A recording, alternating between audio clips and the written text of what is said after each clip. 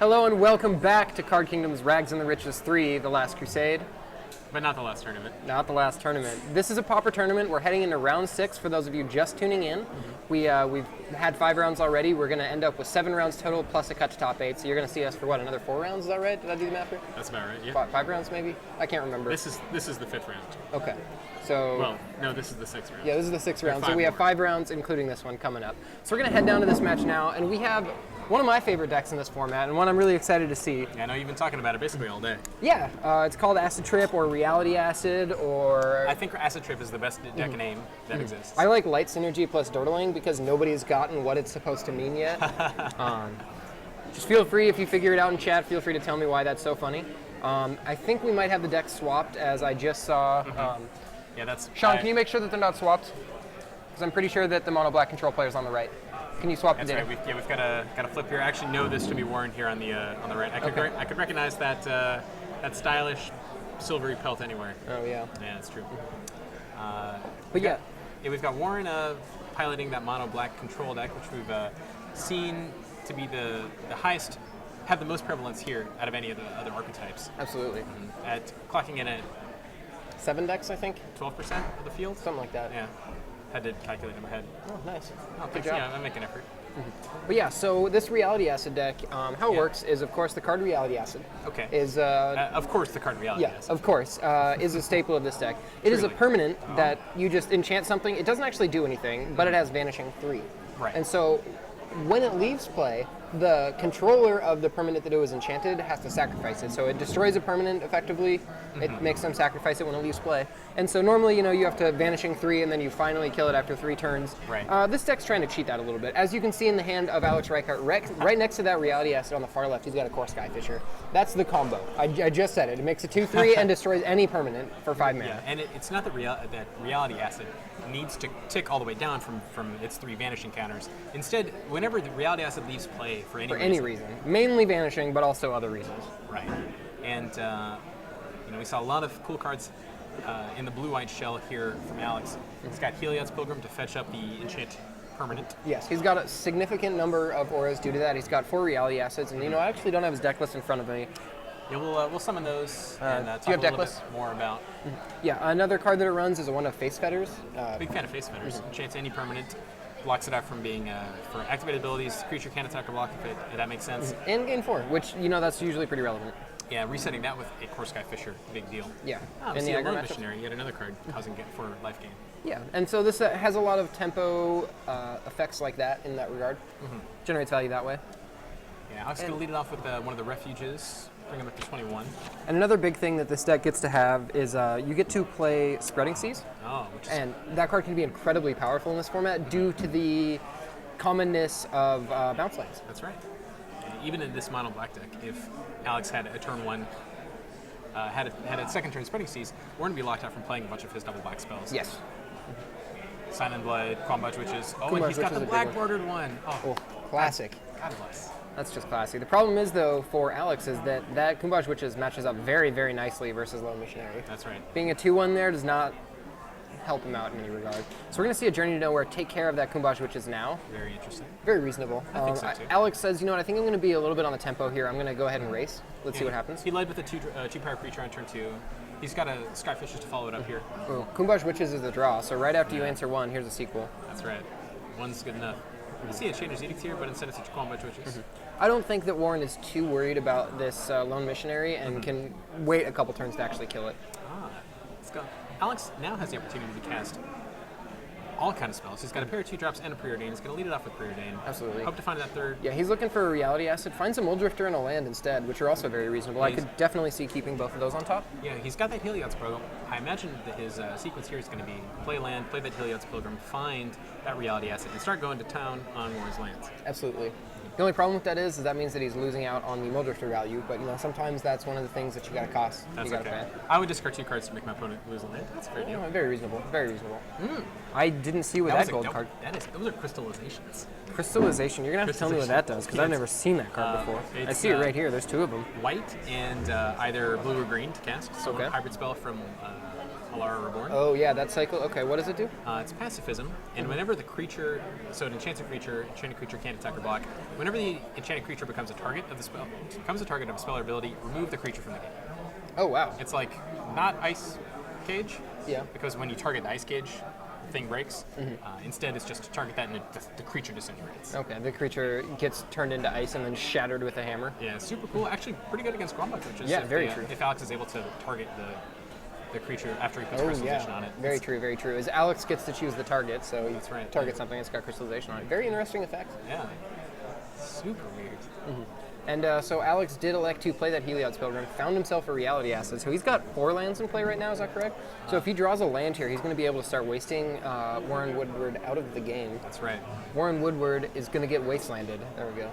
Yeah, it'd be pretty Right good if into he a water world. would to draw a land. Casting the Sign of Blight wants to ward off. I'm done now. Hoping to find any. Oh, there it is. We're going to see the Kumbaj Witch's pings, take care of this lone missionary, get him off the table, get 1 into Warren due to that Kumbaj Witch is having to ping something of Alex's choice. Yeah, now Alex is up 10 life points in the match here. 11. I did the math. Also 10, but also. More than 10, Man. yes. All He right. is up 10 life and then also more life on top of that 10 life. You're correct. I used to too. I still do, but I used to too. Alex, Mitch Hedberg jokes aside, Alex draws another Journey to Nowhere, really hoping to find that 5th land so he can play Reality Acid, then bounce it with one of his bounce creatures, either the Dreamstalker or that poor Skyfisher. Doesn't open up his Reality Acid to get him dealt with.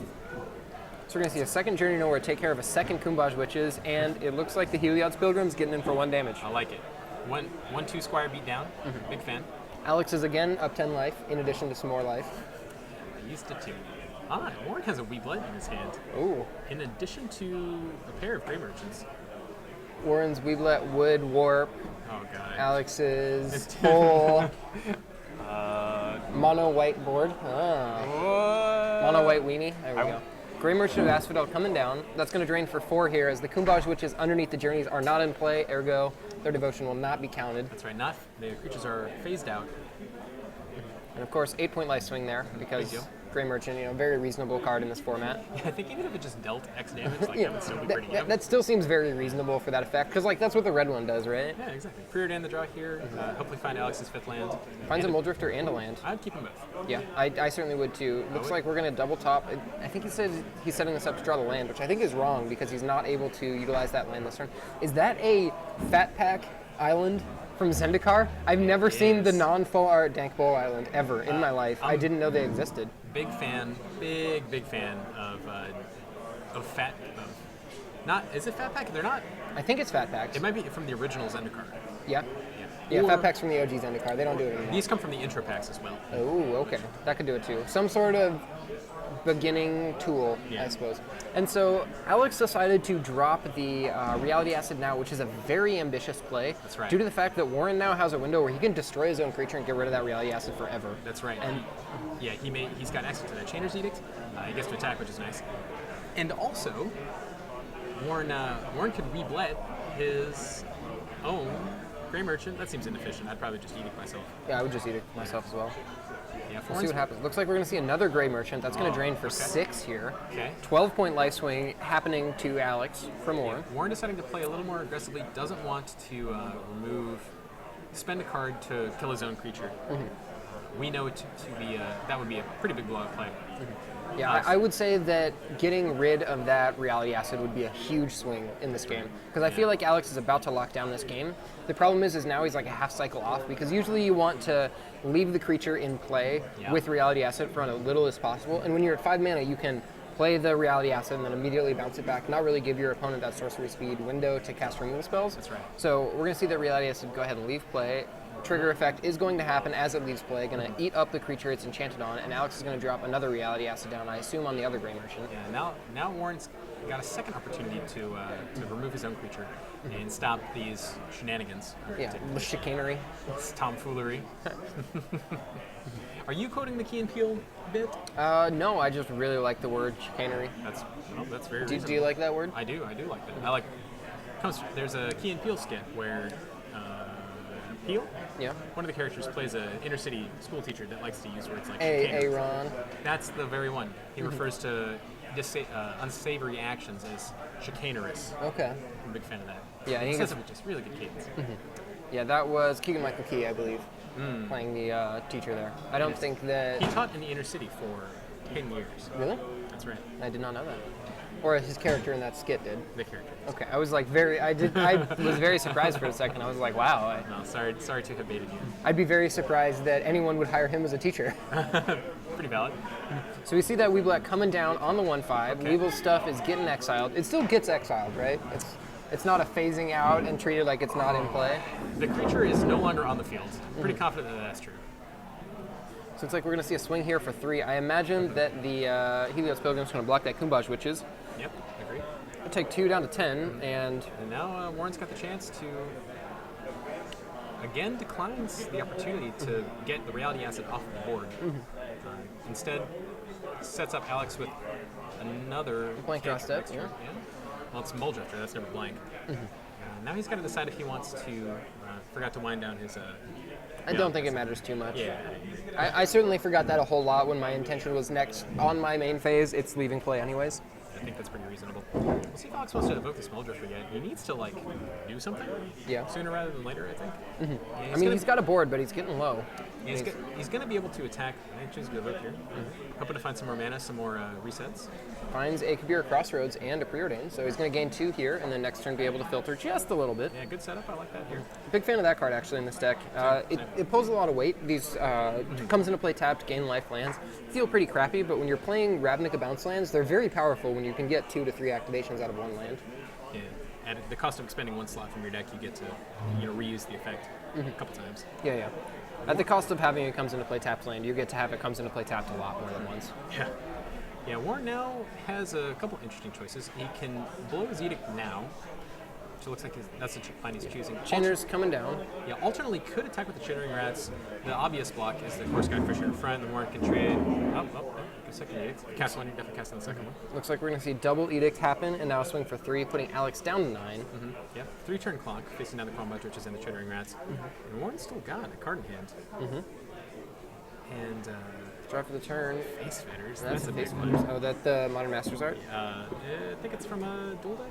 Oh, okay, maybe that's what. Oh, yeah, it's the Angel one, whichever one. Oh, that is. makes sense. Angel Divine versus Demonic. So we're going to see this Preordain. It's going to find a Gain Land and a Heliod's Pilgrim. Heliod's Pilgrim's not very valuable right now due to the fact that you can only get Spreading Seas, Face Fetters, or Reality Acid. And Crystallization. Oh, and Crystallization. Yeah, Good point. actually good point. could cast and fetch, and I actually think I might do that here. So Very you, true. I forgot about that card. Yeah, you're casting Face Fetters in any case. That's actually going to make future crystallizations a little more awkward. Yeah, I agree. I think that if you use the Crystallization now, you can use the Face Fetters later. Yeah, but I think Alex's plan might just be to Heliod's program up another Face Fetters. Yeah, I think the deck only runs 1 Face Fetters. He's got 2. He's got 2. Interesting. This is a slightly different list than I've seen. And he's playing the main deck Stormbound guys too. Yeah, I was not playing Stormbound Geist. I was also playing more Momentary Blinks and more Reality Acids. Yeah, I'm a big fan of Momentary Blink. And more Seagate Oracle. I definitely would start with 4 Seagate Oracle. I think that's a very important card in this deck. Yeah, he's only right now, playing 2, Alex right? is only playing 2, yeah. Interesting, yeah. Sacrificing some of the early filtering for big value auras like a second Face Fetters, playing a couple of Crystallizations main as well. The thing is like the auras are not necessarily that powerful effects in terms of what the deck is trying to do. It is certainly a powerful effect in general, and so there are a lot of situations where it's exactly what you need, but there's also a lot of situations where it's not what you need. Gurmag Angler the play for Warren, who now has 6 lands and is very close to being able to flashback with Chainer's Edict. Absolutely. Oh, coming to play tap land is very awkward here. You mean comes into the graveyard? It does come into... Well, So Alex does have 5 mana. I imagine he's going to start out with a Reality Acid on the Gurmag Angler, follow that up with a Course Guide Fisher, bounce it back to the hand, kill that Gurmag Angler, get a 2/3 into play, say what's up. there it is. I'm surprised you even put the die on it. That's kind of BM in my opinion. I think so too. Yeah, it's like, I'm totally not gonna. I'm totally doing it. I have just enough mana not going to. Don't worry about it. It's safe. It's safe. Safe for 2 more turns. 7th land the draw for Warren. I'm gonna start killing... Flashback is here. Sack that 2/3. Yeah, Alex gonna fold a 9 from this combat here. Yeah, Chittering Rat's getting in for 2. Yeah. And Alex still sitting in a decent position. Needs to find something to do against a 2/2. Yeah, hard to beat 2/2s in this format. Finds a Heliod's Pilgrim. That doesn't really do it. I think it's a nice enough draw. He's got the Spreading Seas. Okay, yeah, I guess you just find Spreading Seas. At this point, Spreading Seas is just pretty irrelevant, so... Could be a second reality acid. Could be a crystallization as well. I still like crystallization a lot. Absolutely. Crystallization feels very powerful in this deck. Although fetching up Face Fitter is never that bad. Very but true. There is certainly an argument for leaving it in his deck. So now that I see the art, I remember what this card does. Exactly. Okay. Yeah, crystallization. I trusted you and believed that that was the case, but I didn't actually remember what the card was. But now that I see it, I remember. That means a lot. I want you to know. Huh? Yeah. You're a trustworthy guy. What can I say? No. Yeah, crystallization going to come down, completely pacifying the chittering rats. We'll see what the draw It's been is. silenced. Well, I think it can still activate its abilities. Oh? Wrong silence, maybe. I was saying silence because it's chittering, and yes. now that it's crystallized, it doesn't get to chitter I feel anymore. like the chitter is the come into play effect. Okay. I can get behind that. An 8th land for Warren. Flashback a Chainer's Edict, get rid of that Heliod's Pilgrim that's already generated value. That's right. And now Warren looking for some of his big mana spells. He's got access to a couple Unearth in his main deck. He can draw another Gurmag Angler, which would be big. So you get Oracle to draw here. Very, very nice. That card is very powerful in these matchups. He ships a Azorius Chancery to the bottom in favor of the Spreading Seas. Not sure I agree with that, as the Azorius Chancery would have let him gain an additional 2 life. Hope to stem the bleeding even further. I don't think he needs to worry about it too much. We got a Spreading Seas coming down. I feel like if Alex stabilizes, his life total is not going to be too relevant. Okay. And so he's just trying to stabilize at this point. And it looks like he's got 4 of Warren's creatures under lock and key. Yeah. Ooh, and Phyrexian Rangers, big draw. Yeah, Warren's actually got the chance to draw his 1 Pestilence, which would be real big. Yeah, Alex might have 4 of Warren's cards under lock and key, but Warren has 1 of Alex's cards under lock and weave. Lock and weave. Weave let. I figured I was... Thankfully, we don't have caster cam. You could have seen my scrunched up face. Your look of confusion until I pointed it out to you, yeah. Where are the Muldrifters for Alex? That's the real question. Absolutely. I just want to cast Muldrifter a lot. Heliod's Pilgrim, not going to find him one, though. Sadly. They should probably get rid of that. Now instead, here comes Face Fetters. Going to find its way onto likely that Phyrexian Rager. Yeah. And then Alex can attack. I don't even know if I do it. I don't even know if I Face Fetters the Rager. I think that because Alex has 2 1-power creatures, he can kind of ignore the Rager for a little bit. Okay. And if Warren drops a Gurmag Angler, you need an answer for that. And so it can be pretty nice to be kind of like up on answers in this Acid Trip deck. But here comes that Face Fetters, going to bring Alex up to 13. Looks like it's coming down. I like what you're saying, though. But Alex knows that he's going to start clocking Warren. He's got 22 turns with that Seagate Oracle. Yeah, I mean, once Alex finds a Muldrifter, though, this game changes a whole lot, because now all this comes into play bounce effects, bounce your Muldrifters, rather than these reality assets. Yeah. You're just generating card advantage. It's very easy to have to go to discard with this Acid Trip deck when you start locking down the game. It does occur very often. That's horrifying. Hopefully we'll get to see that. Yeah, if you've ever discarded 2 reality acids while you've had a reality acid in play, you've made it to the big leagues. You've achieved a critical acid mass. Maximum acidity, Ooh, lowest pH level possible, that's or highest pH level possible. No, it's low. It's low? Okay. Yeah, high is caustic. Okay. Just like, Okay, I thought low was basic and high was acidic. no. Low is alkaline. Is that right? Nope, low is acidic. Okay. Yeah, pH goes from 1 to 14-ish. 14 is highly caustic. Okay. Pestilence. Got a Pestilence. This is a big one. Can Warren spend 13 mana and end the game? Not quite. Not just yet, though he's going to be able to take advantage of his opponent's Seagate Oracle. Yeah. He's going to... There's also the Kumbaj, which is in play still. That's right, under Don't the Face forget about Fetters, those, that's yeah. right. He's got a Chittering Rats under Crystallization and a couple more Combat Witches in exile. Are we going to see an activation for 2 here? I think 2 makes decent sense. Gets to This is a reasonable number. slay the Heliod's Pilgrim, gets to clean up the board for sure. There's just a lot of stuff on it. Absolutely. Although Warren Pass the turn likes to back. pass it back, he might want to activate in his opponent's end step. Yeah, reasonable. Yeah, see, untap, pump 5 into it, kill everything. Untap, Pump 8? having missed the Pestilence end step check for no creatures on the field. Yeah, the Reality Acid is illegal to do that, but This is a legal target, but it's not going to do everything needed. anything needed is how I would phrase it.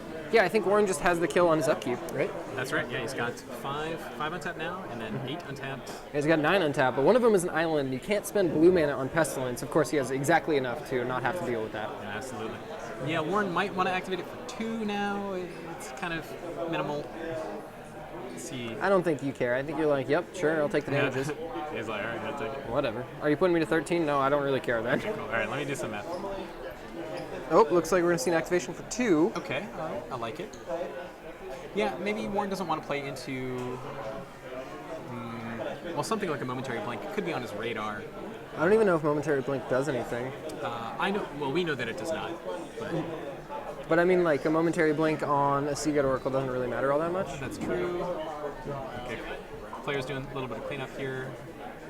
Okay, and it looks like Warren's going to take the game a little bit longer. To be fair, with Pestilence on the board, you can't fear really anything. Yeah, the thing is, though, is without Reality Acid on the Pestilence, you know that it's quite possible the next turn it's just dead. Yeah, something bad could happen. Alex, I think Warren can safely guess that Alex would have to draw it. Yeah, very true. As Alex definitely would have played it there, Yeah. given the opportunity. Even has enough to cast Repeal on his own. And didn't activate on Sorcery Speed either. Okay. Another Reality Acid is the draw. Yeah, a little unfortunate. So Reality Acid can go on lands. A lot of people forget about that. true. Sometimes when you get far enough ahead on tempo, you can start blowing up your opponent's lands. And against decks like the Familiars deck, they can't win the game anymore if they don't have enough lands in play. And you can just keep them from that point long enough to beat them to death with, of course, Skyfishers and Dreamstalkers. Yeah, it's possible that the Cloud of Fairies banning that started this tournament may have decreased the effectiveness of this Acid Trip deck, as it's so well positioned against decks with bounce lands. So you get to invest like half a card in killing their bounce lands, and that's way less prevalent in this format today. And against Karoo lands, being able to spreading seas those can be incredibly detrimental as well. That's absolutely true. Yeah, again, Warren electing to take the game a little bit longer. If he draws one more swamp, he can safely. Yeah, he just drew a Baron more, It's so awkward. which is not quite good enough. No, he's only got to fade one more draw step out of the. We're going to cycle here. Ambitious. Yeah, well, putting your opponent at 2 is like the same as putting him as 1. Again, though, Warren did miss an opportunity to, on his own turn, activate the Pestilence a couple times. We're going to see, so looks like Dreamstalker is the draw that's going to be able to bounce out Reality Acid. Yeah, That's a big deal. it is. As I'm pretty sure Warren could have locked this game down, but he gave Alex just a couple draws, and one of those draws was exactly what Alex needed to come back. Yeah, fortunately, Warren's going to be able to respond to the trigger by Oh, of course. activating the Pestilence for 5, completely decimating Alex's board, Absolutely. leaving himself with 8 lands and his opponent with 7 lands. And I think I like the mono black player deck. Mono black player. Oh, yeah, absolutely. I would say that Warren is still heavily favored, but heavily favored is a big step down from already winning the game. That's true. And we'll see if he pumps all of his mana into it. I like bringing the match down to 2-7. It seems reasonable. Yeah. It's going to clean up the board, going to significantly reduce devotion, that's for sure. The Warren still having that Weeblet is going to be able to summon Grey Merchant for well into Alex's lifetime. Absolutely. And so Reality Acid goes back to hand. Pestilence is sacrificed due to Leaves Play trigger, and Alex looks like he's about to invest 3 mana in another one. I think he should put this on the Weeblade. I agree. Yeah, There it so is. does he. Yeah. And we'll see if he's able to recur his. That's a Dreamstalker under there, right? Yes. Yes, it is. Phyrexian Rage of the draw. We'll see what the top It's a good draw. lies in store. That's certainly all Warren wants to draw right now is 2/2 is the draw card. So Absolutely. I think if his deck were 40, 2/2 is a draw card. that deck would be pretty good, right? If it was like, 20 Swamps, 40 Ragers. Yeah, I'd play that deck. I assume it'd be like 20, 20, 20, and then you have like 20 removal spells, right? That's probably Of right. various 20, types. 20 Doomblades, Yeah, maybe it's all Doomblades. I would probably mix it up just to keep it fresh, but just in case. Oh, Momentary Blink the draw. huge draw. If there's a creature in play, sadly no creature in play. So Yeah, the timing again a little awkward here.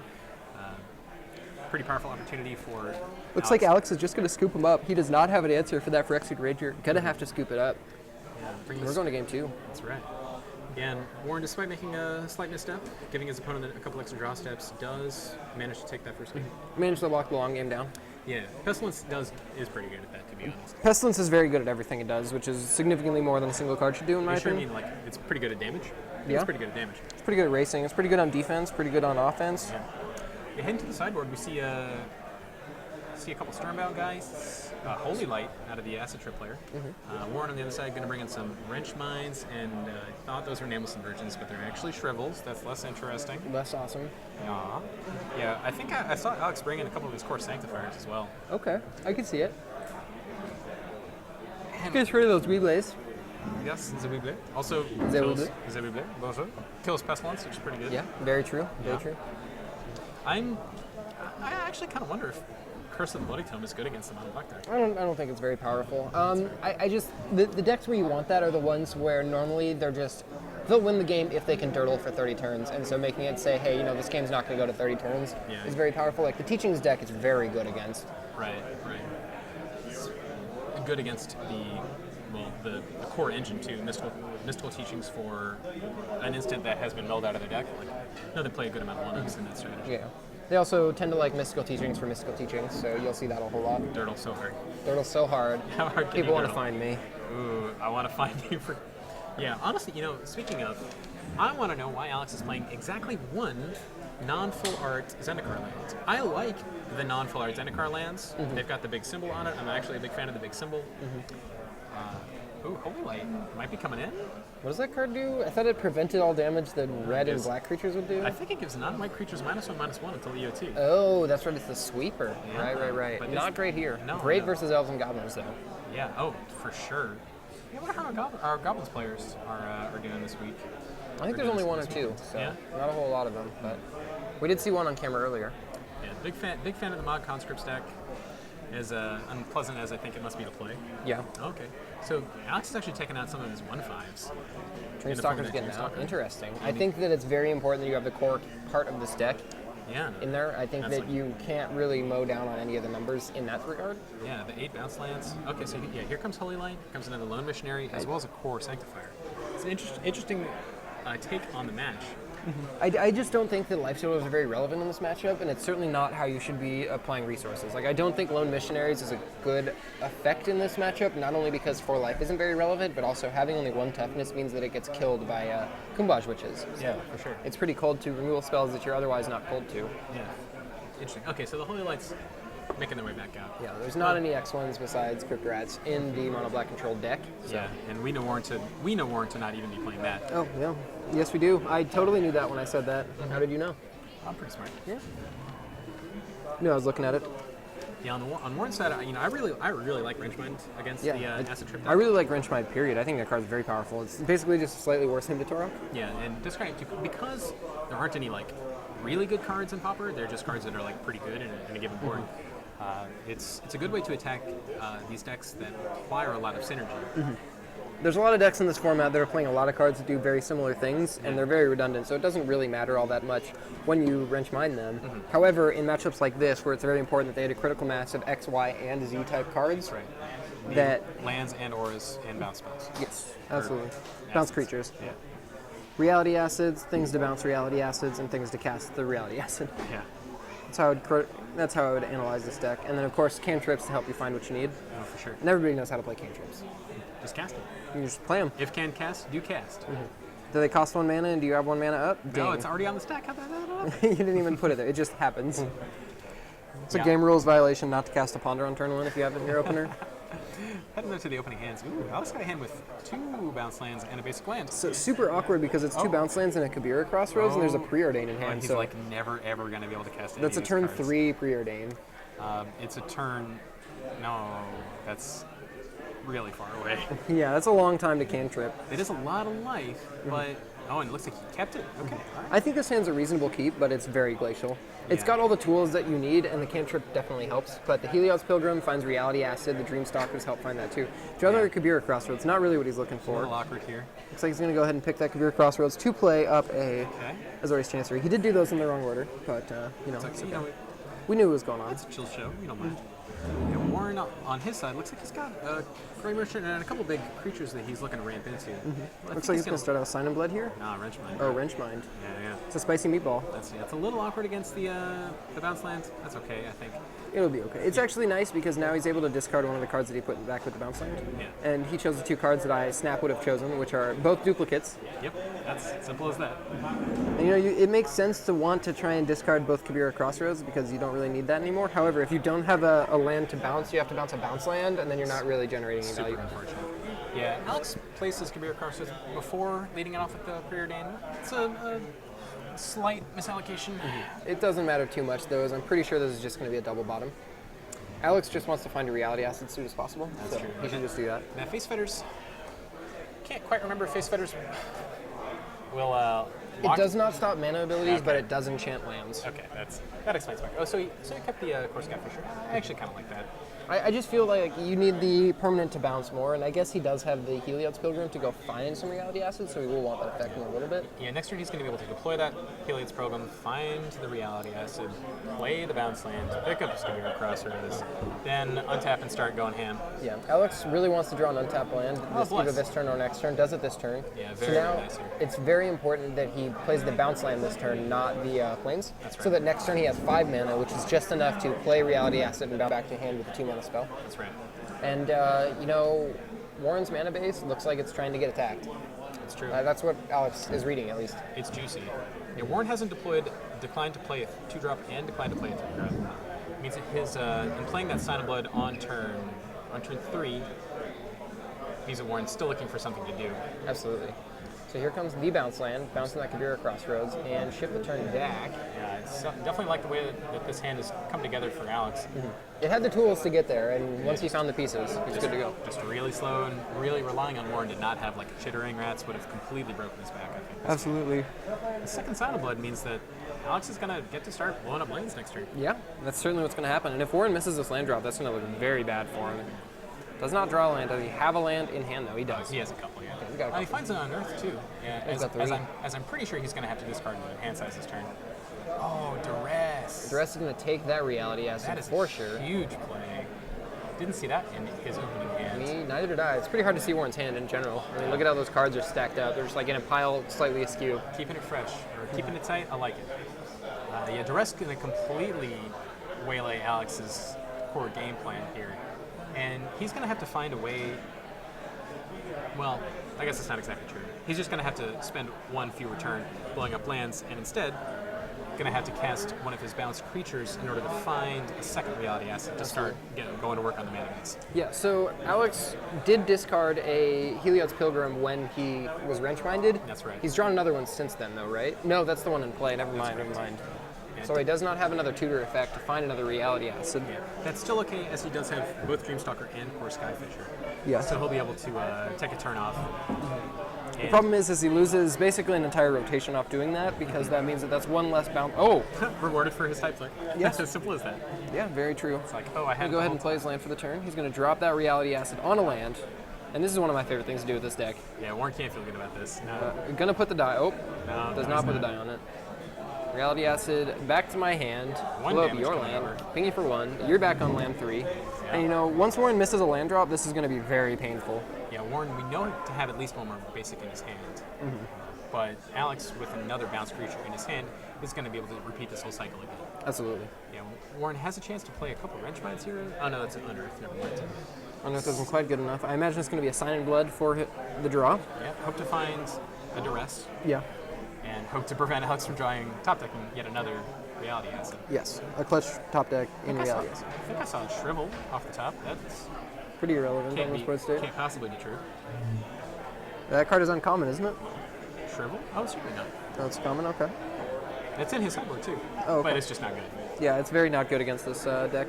Yeah. So we're going to see a Chainer's Edict get rid of that Heliod's Pilgrim, which I really like, because you want to leave the Core Skyfisher in play, so that future momentary blinks, you can momentary blink the creature, rebuy those reality acids yet again.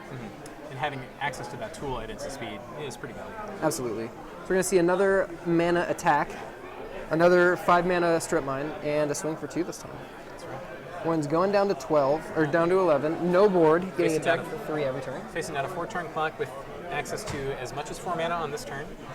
Now if he did leave in his Tendrils of Corruption, he's going to be in pretty good shape. He's going to have bought himself a good amount of time here. He's got a Grey Merchant in hand. He really just wants to cast that. I just don't know if he's going to get there. Needed to discard a Ravenous Rats, or Chittering Rats to hand size so that he can cast an Earth on it. Yeah, that would be very powerful. He's fortunately been just 1 card away, or have exactly 7 cards at his end step for the past couple times. It's because he's been playing a land. That's type play. Play a land when you can. Very reasonable, because if he wasn't playing a land, he'd be in very bad shape. We're going to see that another Chainer's Edict get casted. We got 2 Chainer's Edict ready for flashback should Warren ever get to 7 lands, which may or may not happen, It's a tall order now. as he's already 2 behind. checking the graveyard, see how many more annoying things that Warren has to deal with. How many? Yeah. It's a lot. Whenever I see someone count my graveyard, I'm always thinking, well, how many murderous cuts can this person play, or how many dig through times can this person play? You got to figure it out that way. Oh, yeah, for sure. Okay. Looks Warren, like, yeah. doing some delving. Yeah, we're gonna see a fish come down, really shooting the angles. Hermag angle shooter. Real big fish. Hot new film coming out this summer. Yeah. I thought it was a ska band, so. Oh, it is too. That's a good point. Ooh. But Jukabog gonna eat Alex's graveyard. Not too relevant as there's nothing in there. The only card I think that actually matters from the graveyard is Momentary Blink, which Alex has not seen yet. That's true. Let's see if Finds a Stormbound Geist. on that card. It's pretty good. Pretty awkward to cast right now as his blue sources are bounce lands. That's true. It's not a huge deal as he doesn't really have anything else to do with his mana, but he will be able to play a Journey to Nowhere and then a Stormbound Geist. Now certainly good here. And Warren looking for something like a Weeblet. He doesn't have access to the hot new tech in complete disregard. No, he does not. Very good answer for a Stormbound Geist, though. It's actually very good against this entire deck. Kill no creature is safe. But now Warren gets to untap with 5 mana. Stem the bleeding a little bit, deploy a Grey Merchant of Acid perhaps. Only for 2, though. Yeah, that's true. And Unearth, is that power 2 or less, or is it CMC 2? CMC 3. CMC 3 or less? Okay. Yeah. Also Cycles, which he may look to do this game as. It's very reasonable. I imagine he's got stuff to do with this mana at this point, so he doesn't really need a cycle, but should that come up, he definitely could. Yeah, and I think that is Eternals of Corruption coming on the left-hand side of Warren's hand. I believe so. And if you're Warren here, do you like casting the Grey Merchant? I think so. I think you need to curve out. He wants something on the board for sure. Yeah, that makes good sense. Yeah, one of my favorite things to do with the Acid Trip deck is if you have one of those bounce effects in play, you can play a Journey to Nowhere, trigger on the stack, blink your guy, return the Journey to Nowhere to your hand. Oh, yeah. Let the Leaves Play trigger resolves, and then trigger the resolve that comes into play effect. Exile a creature forever and ever, and then you also get to have a Journey to Nowhere in your hand. Muldrifter's the draw though. Hardcast this bad boy, draw 2. That's pretty good. This is all Alex wants right now. Yeah, with having that Momentary Blink in his hand means that he's going to be in pretty good. Oh, and he's bringing stuff under that. Very good. All right. So it looks like we're going to see a Tendrils of Corruption in response. I like it. Oh, it's going to take care of the core Skyfisher. Okay, Yeah. so this must be in response to the spell so that Alex cannot Momentary Blink the core Skyfisher, but that's fine. That's going to go to the graveyard after the Exile Zone. Oh, I was like, well, the graveyard doesn't go upside down, but Legit. Warren's going to go up to 13. Alex is going to draw 2 cards. So he's got no Momentary Blink. He's got a Reality Acid and Decent Island. lands. You're right. And a swing for 2 with that Stormbound Geist. It's going to bring Warren back down to 11. And now he's got the option to cast that Grey Merchant, have a creature on the ground, cycle a Barrymore to leave it off. Okay, I like Good it. choice. Draws another Barrymore. Warren confirming that the creature is not just silenced, but instead gone forever. Gone forever. Yeah, and now Warren's actually in a position that he thought would be good, but has gotten a lot worse since that Stormbound Geist hit the field. With both of those Chainer's Edict in the graveyard, the Stormbound Geist can take both of those hits and still clock Warren for a good amount. I imagine the first... Oh, draws another Muldrifter. That's huge. Yeah. You know, I love casting Muldrifter. It's probably one of my favorite cards in the entire game to cast. Again, yet another real big fish. Uh-oh. That's 2 bounce effects. Yeah. 2 bounce effects to combo with the Reality Acid in hand already. Land for the turn. Yeah. And then for 3, we're going to see a Reality Acid on the Grey Merchant. And then I assume a clock for 4 in the air. Yep. Get him down to 9. Yeah, Warren's got a lot of work to do now. I don't know if I actually like going after the Grey Merchant? Grey Merchant. I might go after a Swamp there. Yeah, I might just deploy the Skyfisher, start the beat, increase the clock. I can understand that too. We'll see if We're going to see another cycle here. draws a mystery card, finds a swamp. 2 mana. Could it be? Is it time to cycle the Unearth? Yeah, it is. Just digging into the deck at this point. Cashing that Finds in. a Wrench Mind. Still good, very good here. Insane here. Alex is actually getting punished pretty hard for deploying that land, and it was unnecessary. As you can see, he's not tapped out. He's 1 mana up. Yeah, that's right. He could have elected to leave one of those lands, or leave that land in his hand, discarded to a potential Wrench Mind. I don't think it's going to matter too much, as Warren is at 6, and Alex has 6 points of damage on the board. He's at 9 now. Oh, he's at 9. Right. Just remember the life total always facing the player who has it. Right. Something like a Momentary Blink here would be pretty good. I think a Dreamstalker also. So you're in. Yeah. That'll do. Finds Lone 2 Machine. cards at the bottom. Casting the Lone Missionary is not the worst thing you can do. Certainly not the best thing you can do, though. Yeah, Alex likes it. Doesn't want to go too aggressive. I want to go really aggressive with my opponent at 6 and me, or my opponent at 9 and me having 6 power on the board. Yeah, falling. Yeah, this combat gonna bring Warren down to 9, or down from 9 to 3. Swinging all out. Quite a bit of deeps, and Warren also doesn't have a removal spell, and so that tells me as Alex, that I have a window to kill my opponent should I draw something that interacts with whatever he might top deck. And yeah, declines to cast the Lone Missionary. I'm not sure I agree with that, but it does want to play around Future Pestilence. Although Pestilence very awkward right now for the mono black player. Yeah, can't be activated for 4, so it's not going to be able to kill that Gray Merchant anyways. Great. Damage getting in for 2. Let's see what the sequel is. Is it another Gray Merchant? No, it is a Phyrexian Rager going down to 2. Really hoping to find a Tendrils of Corruption off this draw. Absolutely, that'd be a huge draw. It's a land instead, not quite as good. Yeah, I fully agree here. And Warren's just going to go ahead and pick him up. Yeah. They're going to do the old mid-game handshake. Yeah, I like mid-match handshake. Always a fan of that. Yeah, all right. I'm always really confused because I feel like I should no-sir them, but then I'd feel like I'm being very rude for no-sirring them. Agreed. Yeah, it's an unfortunate position to be in. When you offer a handshake and the match isn't over yet, yeah, I agree. Yeah, people say, we got some more play. You're like, yeah, I know, but I still want to shake your hand. I just like touching you, that's all. That's legit. Yeah. Just like that. Oh, buddy. Interestingly, Alex did not offer the handshake after the first game. Yeah. Alex, yeah, that's what happens. It's people who feel like they are down a game, they thought they were going to lose that game, and then they come up and win the post-board game, and they're like, oh yeah, that's so good, that was really good for me, we're done here. Yeah. Not all the way done here. Got some more work to do. Only part way done. And with only 8 minutes left on the clock. Yeah. These guys will have a little time extension due to the fact that Alex that was last round, right? Yeah, last round that there was some resleeving happening. Oh, sure. It was in the L's matchup, so that one was pretty quick. Yeah, fortunate. Oh, yeah, the round I was up for. That's correct. With me and Dr. Yu in the booth, channeling his inner Mickey Mouse. Was he wearing the wizard hat? No, he wasn't.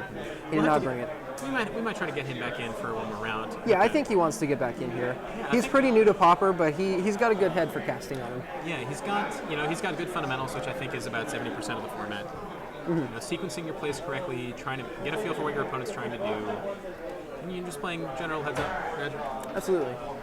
You got to understand what your deck can do in terms of power. Yeah, and Pauper consisting only of commons means that people can't get that weird. They can get pretty weird with the reality acid thing. There's some unique interactions, but the interactions are all pretty much level 1 interactions due to the fact that the power level of cards at this level, at this rarity, they're pretty linear. That's right. And so they can certainly do some unique interactions, but the base effects themselves are not super weird. So it's nothing like the effects you see in Legacy with Lion's Eye Diamond plus Infernal Tutor. Exactly. Very non-obvious interactions there. Alex declining to draw any lands in his opening hand. Not a strategy I would employ. Yeah, I tend to mulligan those hands just like Alex did. Yeah, that's fair. It's really the only solution. Yeah. Whereas Warren's hand on the play, pretty strong. He's got a turn 2 play in that Sign and Blood. He's got access to 4 lands, I think, and 2 of them cycle. Absolutely. And so Warren's asking Alex to hustle up just a smidge. Yeah. We only got a couple minutes left. Looks like no cut's going to happen here. Declining off for the cut, too. Very aggressive. Really trying to get this game done. Yeah. Keeps a 2-lander, I imagine. Double Island is a little clunky, but you got to do what you got to do sometimes. Can't not, but might not even have the time to find a fifth 5-card hand. Absolutely. Rewarded with the planes. Did he scry? I believe he forgot to scry. I think everyone was in a big rush, and that was forgotten. That's unfortunate. Thrown by the wayside. But he did find his first his white source on his turn, so it's fortunate for him. Yeah, absolutely. And the player's definitely kicking into high gear for here. We'll go ahead and sit straight up now, I think. Car's driving a little bit faster. We're in fourth gear right now. That's right. Oh, Bounce had a very nice draw for Alex. Because Alex mulliganed, he will not have to discard off of this bounce line play. Yeah, always extra value. That always gets me when my opponent plays a bounce line on turn 2 on the draw. I'm like, no, never mind, you don't discard. You don't discard. You're too good for that. Yeah. Warren in a very fortunate position to have Chittering Rats right here. And that's going to be a big tempo disadvantage for Alex, because his hand is going to skip a draw step. And he doesn't really have anything to play this turn either. He's got Seagate Oracle, which is... Oh, he does? Which is Seagate Oracle is very reasonable here. But really looking for that Helios Pilgrim to set up the combo for his 5th turn. Finds the crystallization, gets a land on the bottom. Get that out of here. Very nice. And that was a pretty good set of cards for Alex there. Another land, the draw for Warren. who can now cycle that variant more pretty safely. Yeah. Try to find himself another 3-drop, cast maybe a combo of Witches. We'll see if Alex blocks. I assume so. You gotta. I mean, like, if Warren has a disfigure, he'll use it here, and it's like not that much of a loss. Yeah, exactly. Looks like that is going to happen. Oh, it's a duress, sorry. Oh, that's just as good. 2 journeys and a crystallization are the options. I imagine you take crystallization simply because it's unique, and then there's 2 journey knowers. Yeah, that. And I just feel like reducing your opponent's options is always a good thing. Yeah, the thing is, the crystallization leaves the creature on the board, and because Warren has that With spell, devotion, yeah. devotion's going to become relevant. I could see that mattering. Yeah, and I think the Journey to Nowhere is just like objectively better than crystallization. Yeah, Due to I guess they do very similar things, so you can kind of look at them as doing the same thing. Yeah, like you said, that you can't take that. We should, yeah. Can you tell them how duress works? Yeah, Warren. Duress. Can you tell them how duress works? Yeah, Warren trying to duress a creature. That's not ostracize. Yeah, sadly. Yeah, we'll see if the players catch that error from our judge interaction real quick. Yeah, looks like we're getting that checked out right quick. Yeah. Here's my non-creature line. Try Non-creature again. spells. Yeah. Takes a crystallization, gets that out of here. Yeah, that's fair. Yeah, I think you might be right. But it's definitely a safe heuristic to take. Yeah. You've got 2 of this, 1 of this, or only take the thing that removes your options. Cycles another Baron more. Draws a Chainer's Edict. Huh, that's timely. No cast though. Just gonna go ahead and ignore it. I think running. Draws a 3rd Journey to Nowhere. Well, that's hilarious. Now, Alex, if you're Alex here, do you want to reset your? I was thinking about it. I don't know if it's really that powerful though. I guess it's fine. Does filter? Slowly. The thing is like, what are you filtering for? Another bounce effect? Yeah, that's fair. Yeah. It's one of the 2 pieces you need, and so you're filtering for both pieces that way. You're using one of the resources to try and find the same resource. It just develops a board, and you can't really look at Dreamstalker's developing board. I look at Core Skyfisher's developing board simply because it's got that 2 power and evasion. But 1/5s, like, they're great on defense, not that great on offense. Right, and Alex definitely under the clock here.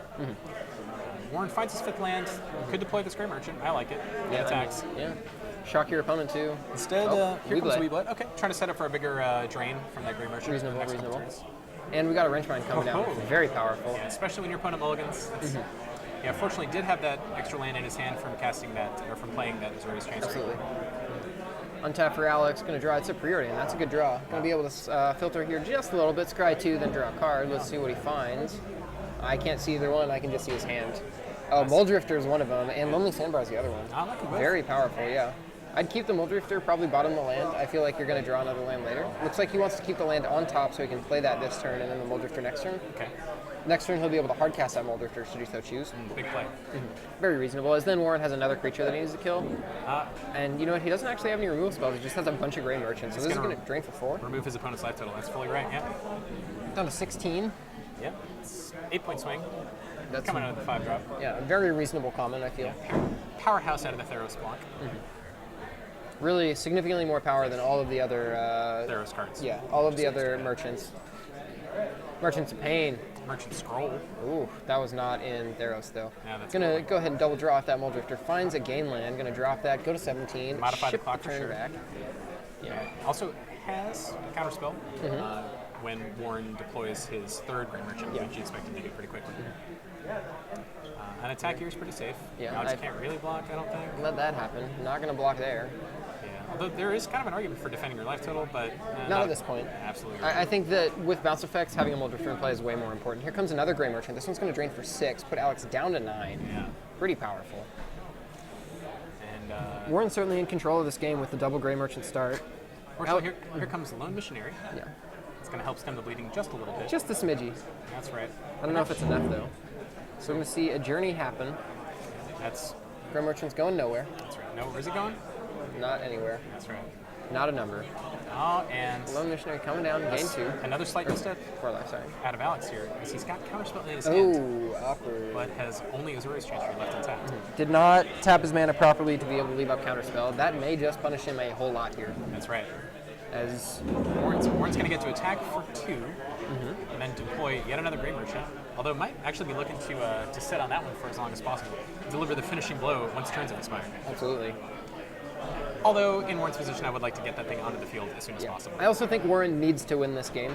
That's right. I think it's very important that Warren does not draw again, because he's already got 2 draws. Yeah. I feel like neither one of these players were playing particularly slow either. Wrenchmine, the draw off of Phyrexian Rager. Yeah, and you know what? Alex really wishing he had Counterspell up rather than Counterspell not up.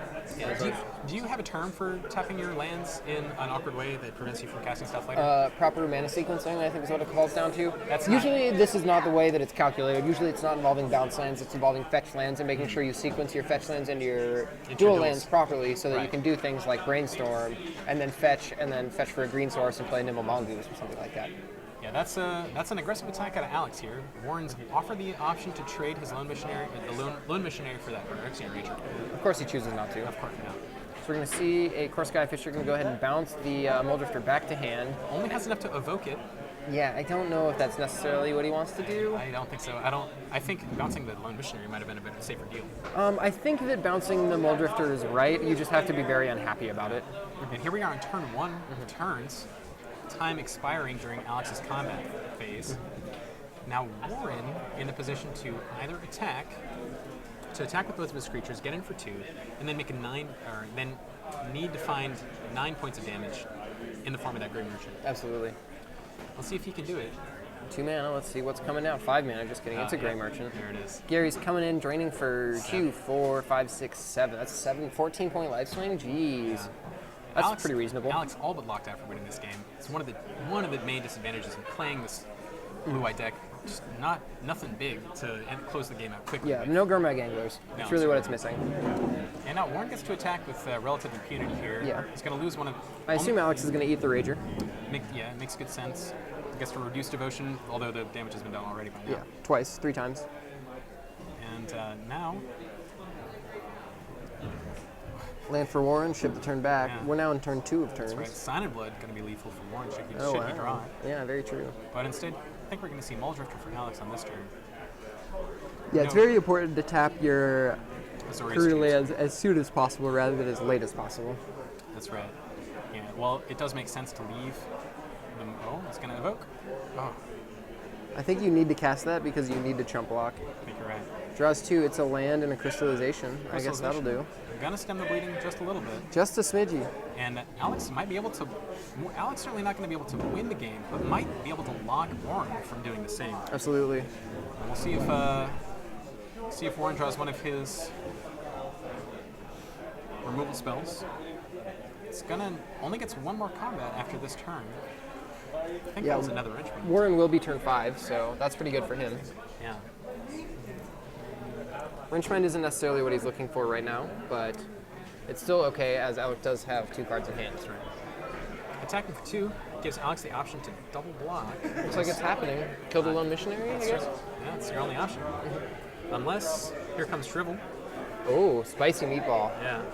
No, it's Lone Missionary going to hit the graveyard. Are there any Chainer's Edicts in Warren's graveyard? Or was that last game that we saw a million Chainer's Edicts not get flashback? I believe he has one now, as a matter of fact. He's got 7 mana, so Oh, he's you know looking what he's doing for with that.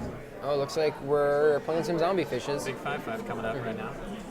Alex is going to take the bait. That's going to drop into play. That's right. I'm trying to make a good joke involving casting Gurmag Angler and something to do with the bait. I think you had a good angle on the joke. Yeah, you think so? Yeah. And also Gurmag. Yeah. In some way. Gurmag's just really fun to say. Gudamag. Gudamag. Now Alex, with 2 lands in hand, takes his final turn of the game. Draws its Tranquil Kit. At least he's not dead to Sign and Blood now. That's actually my... For Warren's sake, I hope that it's not relevant, but it very well could be. Absolutely. Now, Warren can draw any of his edicts. Might be an instant effect coming in.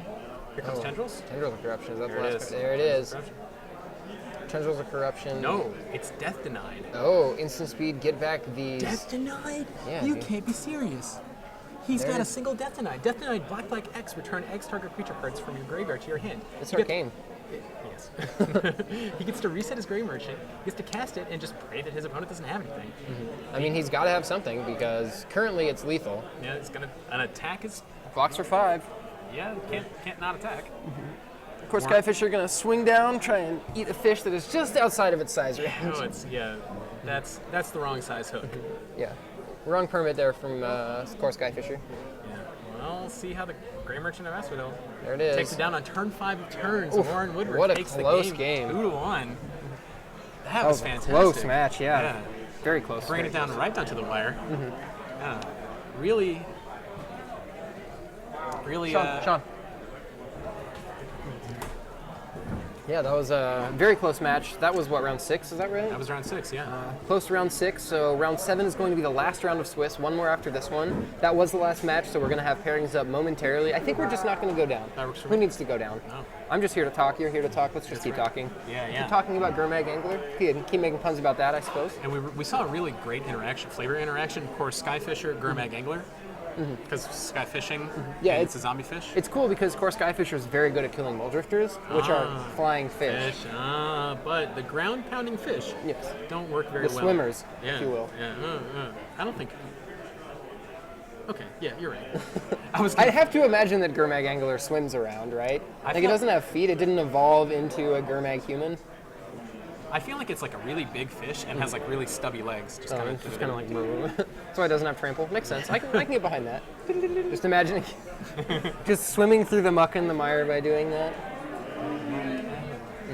Get hung out to dry just a little bit. Ooh, I was right there. I was right there. I know. With that I one. heard you singing it, and I wanted to make sure I got it in before you. Okay, all right. So- Well played. Tie play out of Josh here. Yeah, Very trying to nice. keep it close. Trying to keep it close. I gave you the option, though. I gave you the option. Yeah, I just needed a little more time to set up the joke Yeah. on my end. I just hung you out too many times. 2-2. Too many 2-2. times. Mulldrifter, flying 2-2. Yeah. I did it. Yeah. I made it. 2 mana difference in cost